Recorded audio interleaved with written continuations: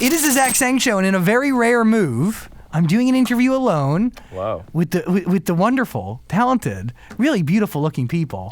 AJR, come on. Thank you. Oh, thanks so much. Thank you. Beautiful looking. That's new. It's a new one, right? That is very new. But how's life right now? How we doing? It's really, really good. It's been getting very good with every week we're going. We're on a big tour right now. You haven't stopped touring in quite some time. So it's been so long. Yeah. The only times we're home are for like 2 days at the most, and then we're back out again. And when you were creating the Click, were you doing that while you were on the road, or were you doing that in like hiatus periods? Most of that happened in our living room at home. I think maybe there was one song. I think it was the first song on the album. It's called The Good Part. I think that was done in the back of the tour bus, right? Ingrid Michaelson's tour bus, because we were opening for her when we first started writing. I remember that show. Yeah. Your show, like, I've seen you guys perform maybe 3 or 4 times now, and your show evolves every time I see it. The last one was at the Troubadour, when you bring out the giant pad, and you're jumping up and down, and the drumsticks, and you have kids holding garbage cans. Yeah. Risky. I was just waiting for that to hit somebody in the face. Yeah. Oh, Has that happened yet? Or is that new? Was that like the first time you tried No, we've been doing that. That was for the first part of the tour as well. No, it's never hit anyone in the face before. I've hit people in the face with drumsticks by accident, but no, not on this tour. Well, you glow sticked at Ingrid Michaelson, but you didn't have people hold the garbage can. Did we glow? I don't think we used. You the didn't glow sticks sticks there? We used. He had like a military snare. Oh yeah, thing. it was like came out with like a snare drum. Yes. Yeah. We always try to find some sort of weird, wacky thing to do. Yeah, I feel like with every new show we do and every new tour, we're just trying to come up with like 1,000 new things that people don't usually see on stage. And that's what I kept saying at the Troubadour was I've never seen this in a show before. So cool. Do you orchestrate? Like, is it all choreographed, or does it just flow and wherever it happens on stage it happens? A lot of it is choreographed, but there is some free-flowing stuff. We just kind of sat down for like 4 or 5 months before the tour started and said, let's try to just pick a lot of things that people have really never seen before live. And that's why we do a lot of these weird remixes and the rip-down sample machine, the big sample machine, and the glow sticks, so people come and they're like, oh my God, this is more of kind of an experience than a concert. And that's exactly what happens.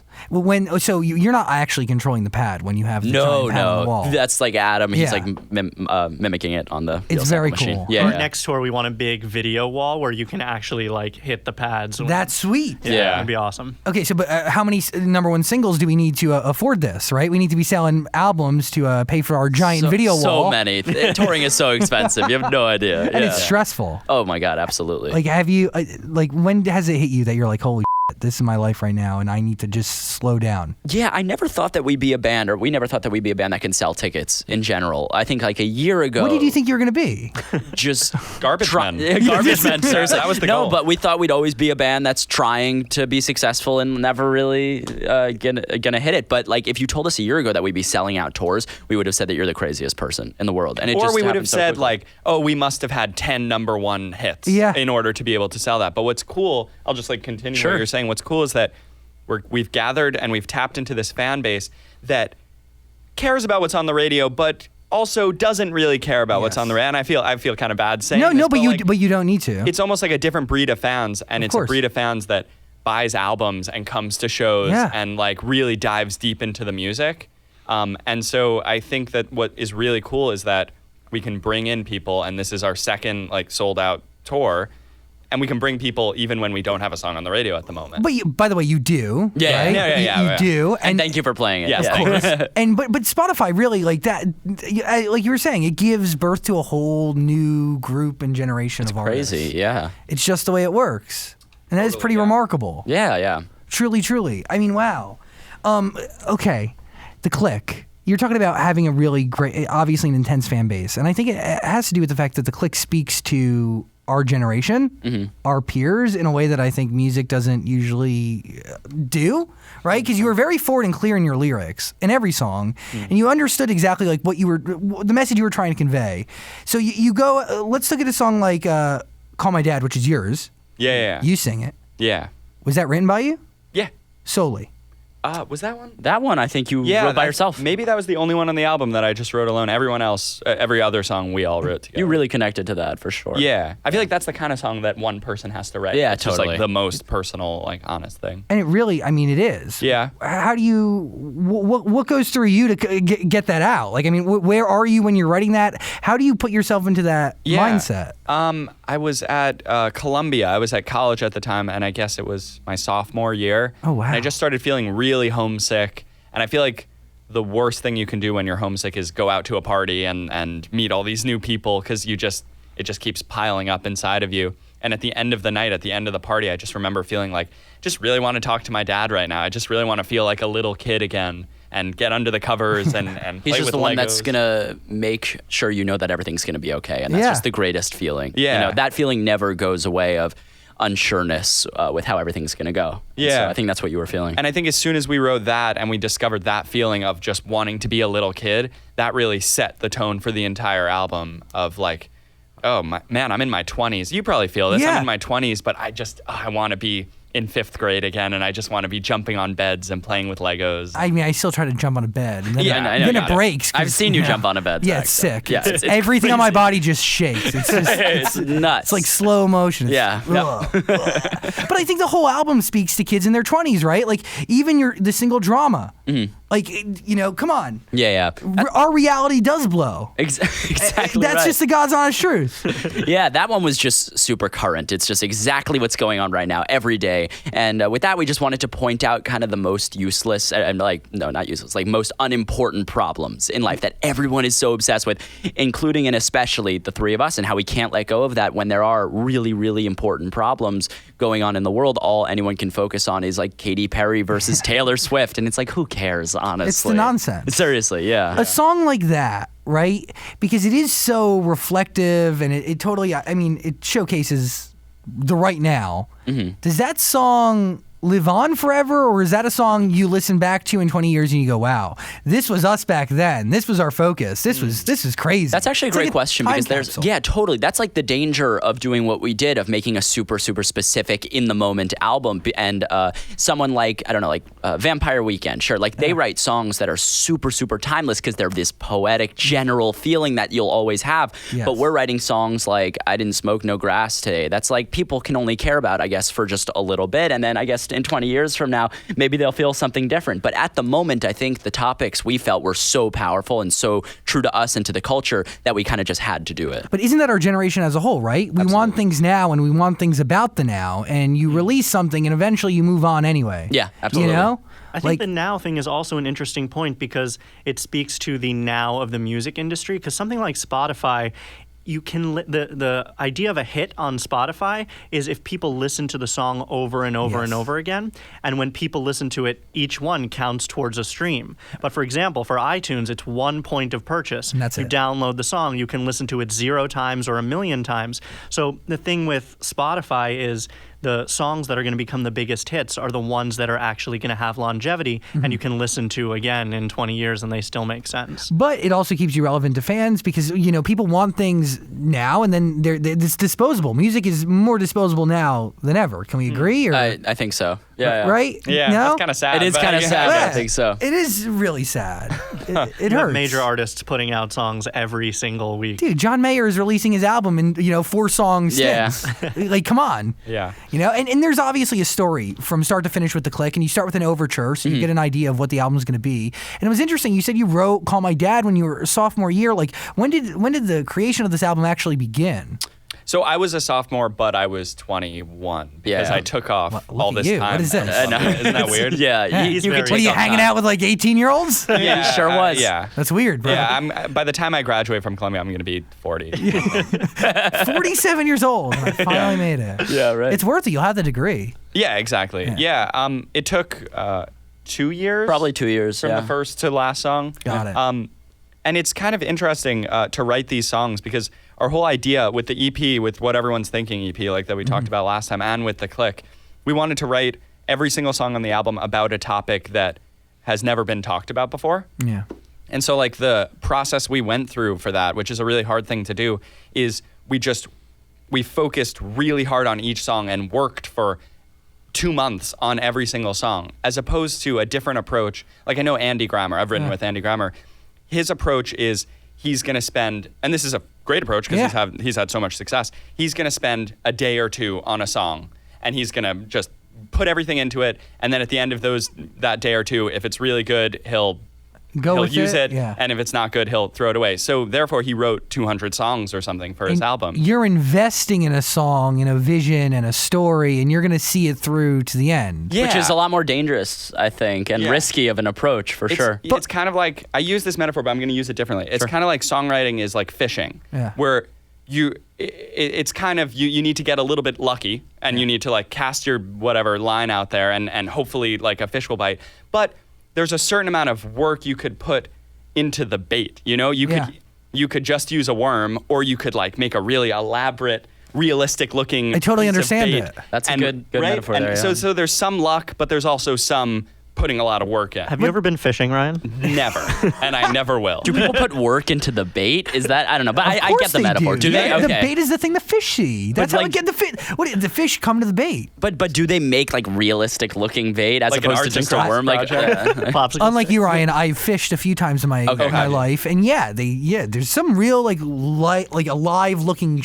Oh, okay, that's smart. And there's some big. I mean, I guess fish can see. I guess so. I don't really know. They have eyes. Wait, so you're obviously when you're spending more time on a song, and you can really hear that. It's evident in every song because there's so many different layers. We're not talking about like just 3 layers. There's little details in every song, in the production and the sounds and the music, which by the way you're able to convey beautifully in a live performance. But you can hear the time that you've taken on every song because it is. Each song is so different and elaborate, and it's not.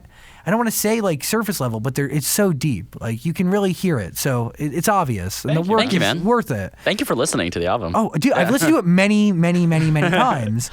Okay, I love Sober Up. How was it working with Rivers Cuomo? Yeah, that one was good. So we had Week out, and he DM'd us on Twitter to the AJR account. By the way, you're also the guy who would reach out via Twitter as well to artists, right? It was you. Totally right. And you would just no, that was Ryan. Originally, yeah. And you would just DM people. You'd like pitch yourself on Twitter, which is great. Yeah, we did that when we first got discovered, when Sia discovered us on Twitter. And we've been doing that ever since because we write for other artists. Yeah. We find it's way better than going through our publisher and management. It's way better to just DM the artist ourselves saying, hey, we wrote this, whatever, platinum song. We want to write a song for you. What do you think? Rachel Platt. And that happened that way, right? Did Rachel? No, Rachel was through the management. That's not a good example. Yeah. But who? No, Rachel happened because you wrote for Andy, and she really liked the stuff that you wrote. Oh, that's true. That works. Yeah. So there's I think maybe like Time Flies that happened with Max. I think that happened with him. I like great Max. friends. Yeah. He's so great. Yeah, but anyway, Rivers Cuomo DM'd us saying, cool. I love Week, which is so cool. Yeah, what do you do when you get that? I don't. We freaked out, honestly. I think we were on a plane, and we seriously freaked out because we've looked up to Weezer our entire careers. Our first thought is always it's not the actual account. Oh yeah. It's like, it's a fake. Even if it's verified, it's like, is someone else verified? Is that not the real? But anyway, Ryan wrote back saying, hey man, that's so cool. Let's write together. Thinking like, of course he's not going to say okay. And then he was like, totally, let's do it. And we sent him a song called Sober Up, and it didn't have the bridge. And we said, the bridge is empty. How about you write something and record on it? And he said, okay, I'll send you some ideas. And like a week later, he sends back over emails like 6 ideas of just the weirdest bridge options you've ever heard. Some of them were in Spanish. Some of them were made up words. And it was like, I was like, yes, of course you're sending these options. That's why you're Rivers Cuomo, like one of the most respected rock writers. It's so cool. So anyway. And to give you 6 options? Yeah, I mean, oh that's my deep. God. Yeah, and we never met him, actually. It's just been over email this entire time. Really? Yeah, we still haven't met him. We're playing a festival in Atlanta in September, and he's the headliner. So we're hoping that we get to. Yeah, what are you not going to say hi? Yeah, no, if we see him, we'll definitely say hi. He forgets who we are. Who are you? Get away from me. But I hear he's like a very reclusive guy. That's what we heard. Yeah. He's very much in his own bubble, in his own, in his own thing. Which those are like all the geniuses. That's like exactly Brian Wilson too was just kind of like with himself, but he was a musical genius, and so because he's Cuomo. Playing music to himself. Yeah, his brain is going. Totally. It's not blank. There's so much going on up there. But I think we're still amazed that Rivers Cuomo is on our album. Unreal. It's like, what? Rivers Cuomo? And it's a awesome song. Oh, thank you so much. I kind of wanted that to be the second single, but I understand why Drama is the second single. That'll probably be a single down the line for sure. Yeah. You have a lot of singles on the Click. Oh, thank you. And obviously the Click is the click in your ears, so when you hear music and you create a song, does that really happen? Yeah, I think it absolutely. Oh, you mean like an actual click in my head? No, I think that was more of just a metaphor for the fact that music is just constantly happening in our brains all the time. Yeah. Well, that was another question I had. Like in all the songs, I mean, a lot of the events are very vivid. Mm-hmm. Are these actual situations that you've been in, or is this you being able to put yourself into other people's shoes and kind of not being empathetic, but seeing different perspectives? No, we have a song. It's very, very real experiences. I'll give you an example. We have a song called "Bud Like You," which is at the end of the album, That's what I wrote. That was my question. Okay, sure. Yeah. And that is basically just about two friends being at a party together and just shitting on everything about the party and hating everything about it. And that was a real party that we went to in January. And I'm not gonna say whose party it was in LA. Was it a celebrity? It was a known person. So a D-list celebrity. Yeah. Sure. What? Who's it? It was one of those, like, all those Viner kids. Oh gosh, I'm so sorry. So I won't call out names, but like at some point we were writing with a couple of them just to write for their project. And they all want to be musicians. Yeah, exactly. And we were like, oh, maybe we'll try it. And so we go to this party and we go in, and it was just the whole time we were kind of just standing there and being like, what is going? Why is there a disco ball?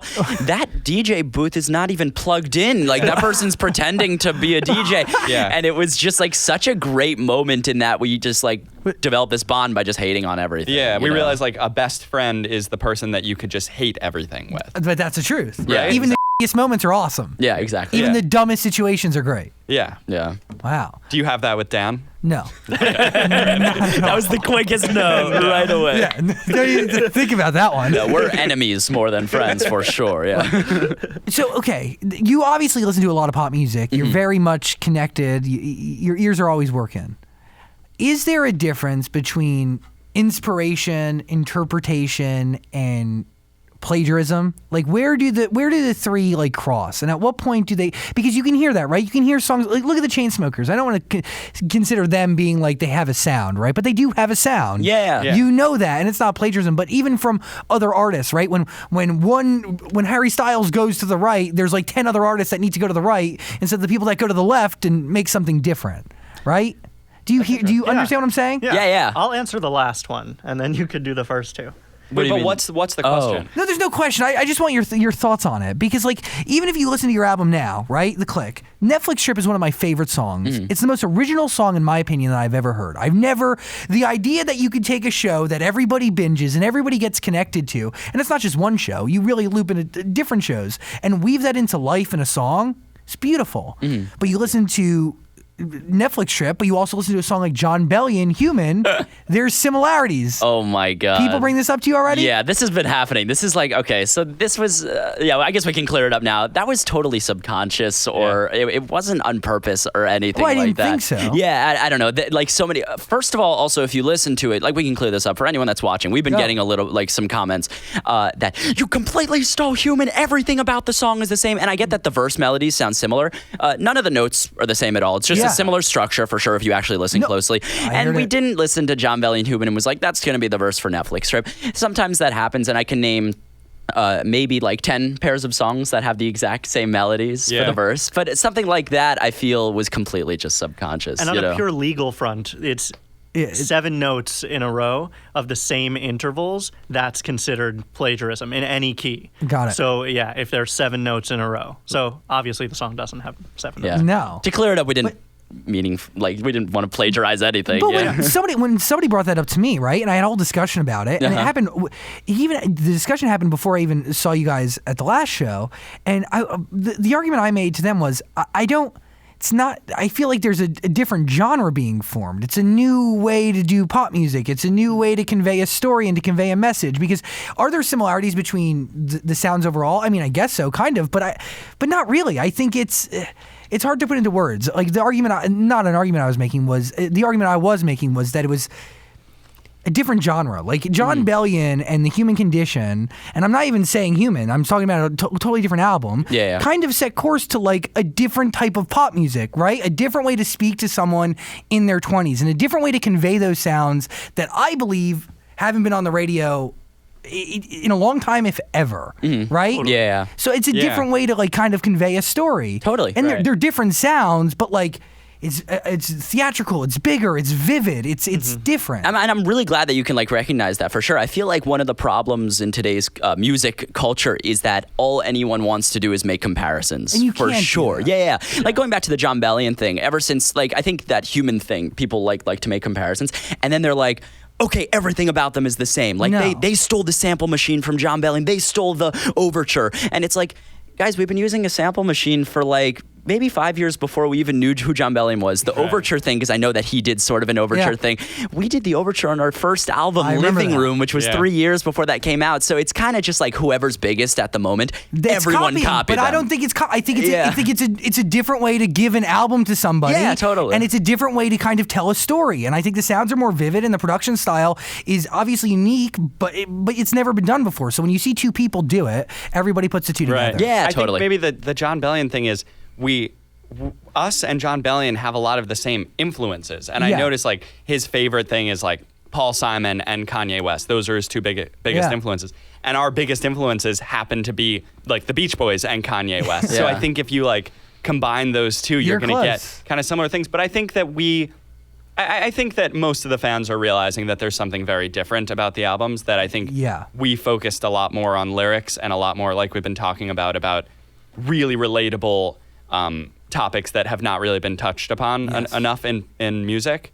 And I think, like you said, everybody's going to get comparisons until you dive a little bit deeper and realize, oh, wow, they have their own. And they're not, I mean, the difference between the albums are night and day, apples, oranges, like not even close. Totally, yeah. You know, and you hit the nail on the head, right? Like, and I'm trying to figure out the best way to describe it, but like in the Click, like you're taking exact moments, like not just in my life, but in my day, and like things I experience when I wake up in the morning and go to bed at night, and you're making a song about it. Whereas The Human Condition was more of a broader type picture. Yeah, totally. If that makes any sense in terms of lyrics, but The Click is completely different. Thank you for saying that. Thank you. Yeah. Yeah, it's like, I wish on Netflix Strip, I wish people wouldn't point out because the lyrics are verse awesome. melody, because it's just such a different song. Like, the point of Netflix Strip is it's a song about The Office and how it shaped our life. The point of Netflix Strip is not the verse melody. You know? But everybody can relate to binging a song. Everybody can relate to binging The Office. Yeah, totally. Binging a song, binging a show. Right. It was,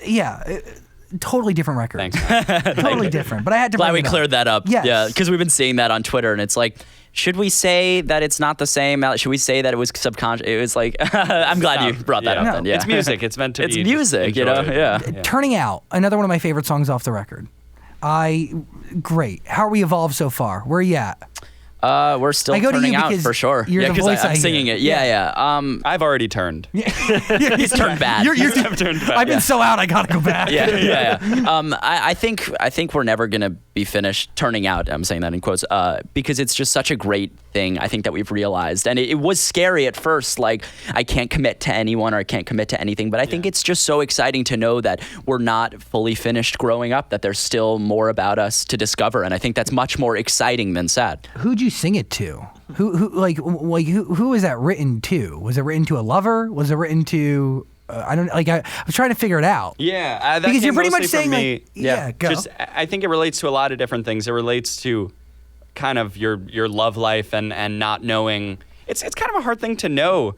The person you're with, is that the person I'm meant to be with especially forever? At this age too. We're like anywhere from like 20 to 26. That's like a very delicate, vulnerable age where it's like, I've 60 more years in my life. This is the person I'm gonna be with for 60 years. Is now the time to just like tie the knot? Yeah. This is the person I have today, but what is it tomorrow? Yeah. Right. Yeah. Exactly. Have you been dating around LA? I've been trying to go on a date a week to lose my virginity.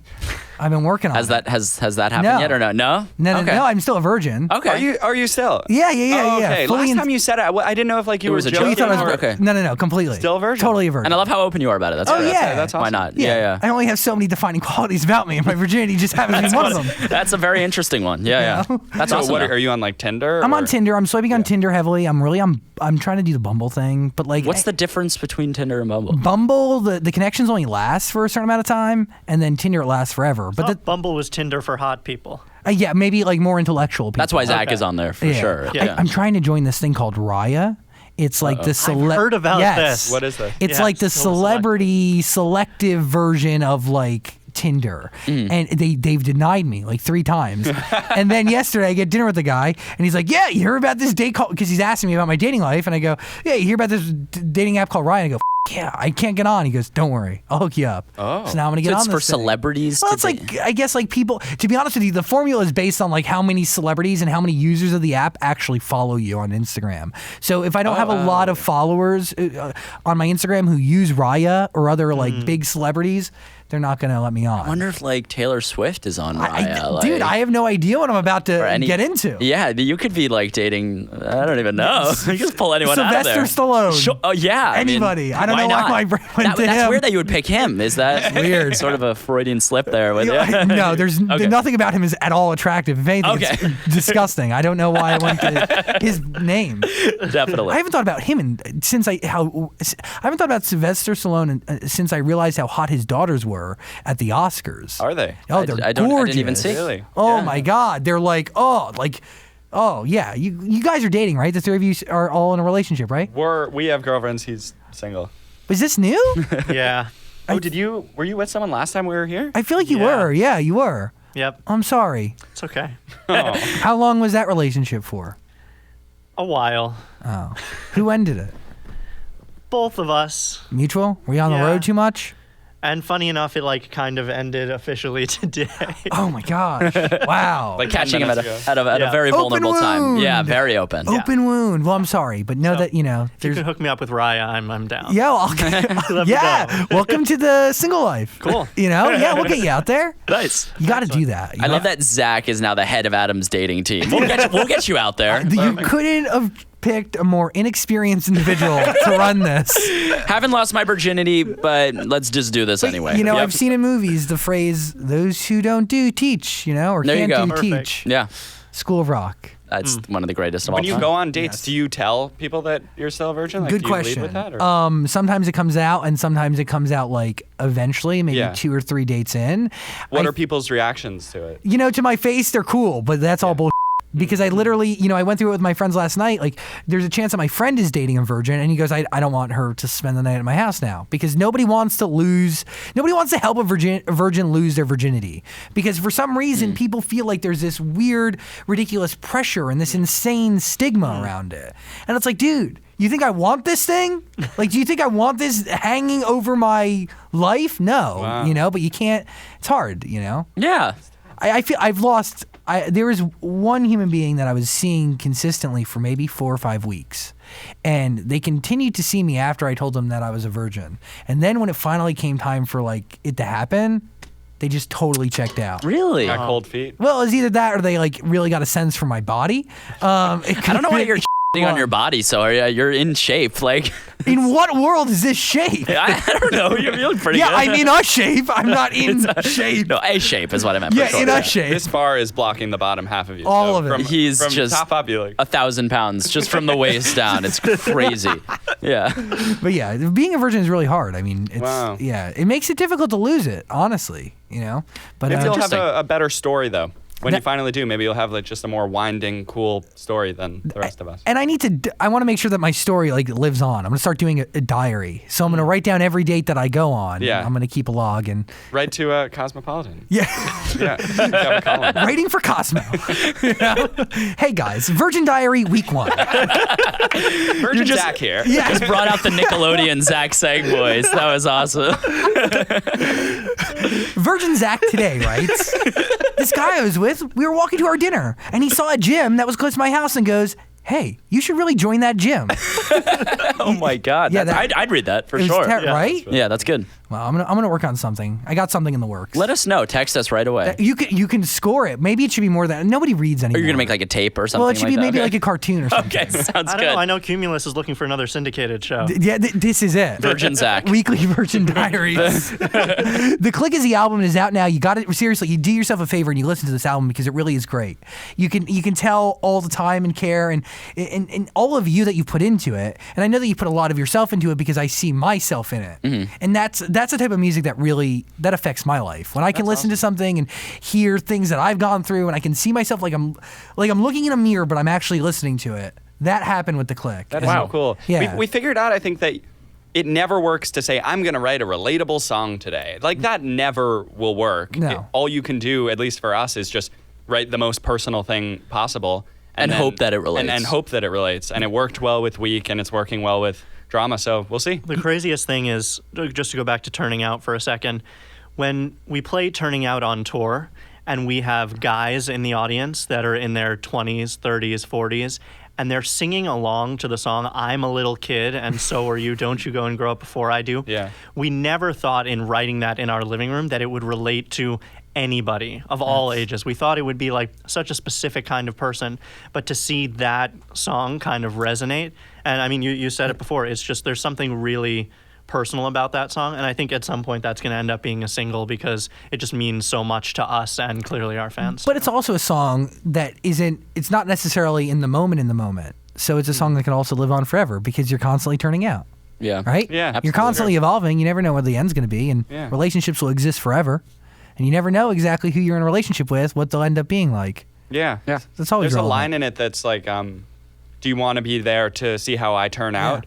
And I wrote it about, like, kind of from the guy to the girl.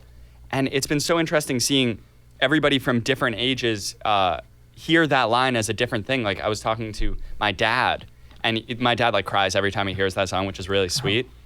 And he was saying he thinks of it as, I want to be there to see how you guys turn out. You know, I want to see you guys grow up and see what you become.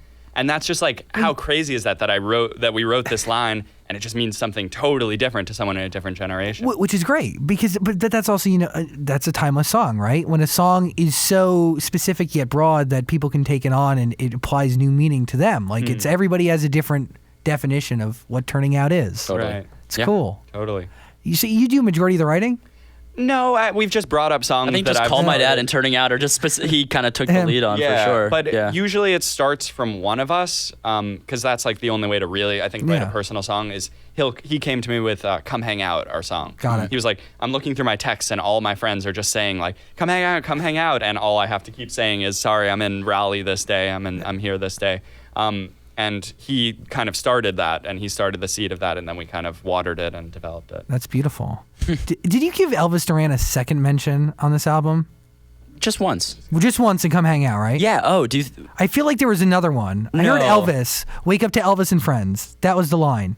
Forget the song, though. We break up with lovers and friends from Lovers. Drama. I was listening to it in the shower. We wake up to Elvis and friends. Well, I was gonna be like, yo, this, you gotta, we gotta like not mention him again. No, that's when it He's becomes a nice guy. like that's the only reason that I'm mentioning it. It's just to mention it. It's like that's No, that would make sense. Well, I literally, it was probably my 10th time listening to the song, but it was in the shower this morning, so that was my morning interpretation of that one line. Yeah, the only reason though that like I skipped on prom for Elvis Duran in the morning is because it happened. Well, because if I it's had real. an interview with Zach Sang, I would have said I skipped on prom for Zach Sang and the gang or whatever. You should go. Zach Sang. No, Zach not Sang that show. Just for the Zach Sang. They got show, rid of the gang. There's a gang problem in Michigan. They had to. They're like, you got to cut this. Okay, good. Yeah, I didn't know there's gangs in Michigan. I guess Detroit and Flint and stuff. I guess it's the Bloods, the Crips, and the Zach Sang gang. That's right. And the Sangs. We are the deadliest. Yeah, We are. and the Virgins. We're all virgins. Virgins only. There's a whole virgin test before you get admitted. Absolutely. Are you really? Pull them down. Let's see. Well, the way it works is we put two naked people in front of you and we go, well, do you know what to do with this? And they're just like, And then when they start shaking and their palms get sweaty, you're in. That's great. The Click is the album. You got to check it out. Seriously, it's really wonderful. Thank you. Thanks so much. Beautifully So done. we met Shawn Mendes last week. How was that? It was very good. I want to bring this up so that you can put in the title like AJR Talks, Shawn Mendes, The Clay, and then we'll get more views. Yes. Okay. Good. So That is so funny. Like, We're just such fans of the Zag Zag show. We know how it works. Yeah, there we go. That's all Evan. Yeah, that's you. Oh, that's awesome. yeah, So you met Shawn A cool Mendes. story. We met Shawn Mendes for the first time. He had texted me maybe like 8 months ago when Week first came out. Okay. He texted me saying, "Oh my God, I love the production and stuff." And I had never met him before. It turns out we had like a tour manager in common, so he got my number, which was Look really at cool. this. And then he invited us. Where were we? Dallas. Dallas. We were playing at House of Blues in Dallas, and he was playing like a huge arena in Dallas the same night. and he found out, and he invited us to come backstage to the arena, and we hung out. And like, you know, with any celebrity, you expect them to come in and say like, good to meet you, and then leave. And he came in, and then the first thing he said to us was, you know, like your early covers on YouTube were kind of what inspired me to get into making covers of my own. And we were just like, you're joking, right? And he was like, no, like your Ho Hey cover when you guys were like having fun, like that was like one of the first covers that I saw that made me want to put out covers. And we were like, are you kidding me? Like, and then he sat down and we had like a solid like hour-long conversation, and he's just one of the nicest, most thoughtful people. He's just like an average human being. Seriously, so cool. And he was YouTube obsessed. Like that's he grew up in that age.